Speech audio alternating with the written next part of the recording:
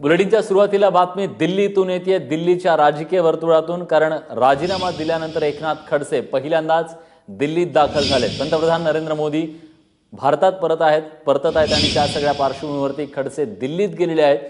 वरिष्ठ नेत्यांच्या ते भेटीगाठी घेतील अशी शक्यता आहे। प्रशांत कदम आपले प्रतिनिधी आता आपल्या सोबत आहेत। प्रशांत, काय शेड्यूल आहे खडसेंचं दिल्लीतलं?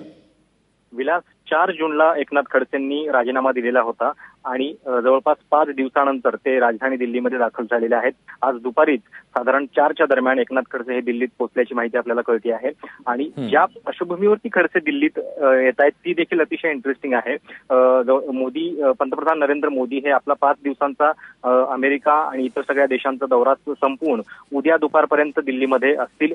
शिवाय उद्याच महाराष्ट्राचे मुख्यमंत्री देवेंद्र फडणवीस हे देखील दिल्लीमध्ये आहेत आणि कदाचित उद्या याच हेतून एकनाथ खडसे हे देखील दिल्लीमध्ये आलेले आहेत की साधारण वरिष्ठ नेत्यांच्या गाठीभेटी व्हाव्यात। आपल्या सगळ्यांना माहिती की ज्या पार्श्वभूमीवरती खडसेंचा राजीनामा झालेला होता, खरं तर मुख्यमंत्री इथं आले दिल्लीमध्ये, त्याच्यानंतर त्यांनी अमित शहा, मोदी, त्याच्यानंतर संघाच्या काही वरिष्ठ नेत्यांची भेटीगाठी घेतली। पण या सगळ्यामध्ये खडसेंना हायकमांड समोर आपली बाजू मांडण्याची संधी अजिबात मिळालेली नव्हती आणि कदाचित आज त्यांच्या दिल्ली भेटीमागचा हाच हेतू असावा की या प्रकरणामध्ये ज्या ज्या काही गोष्टी झालेल्या आहेत त्या त्यांना आता प्रत्यक्ष भेटून वरिष्ठ नेतृत्वाकडे पोहोचवायच्या आहेत।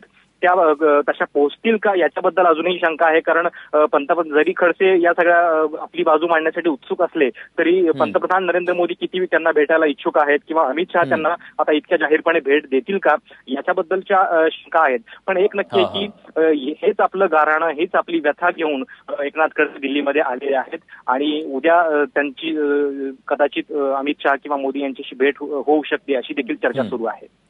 धन्यवाद प्रशांत, तुम्ही दिलेल्या सगळ्या सविस्तर माहितीबद्दल। तेव्हा नाराजी दूर करण्यात काही यश येतं का हे बघणं देखील महत्त्वाचं आहे।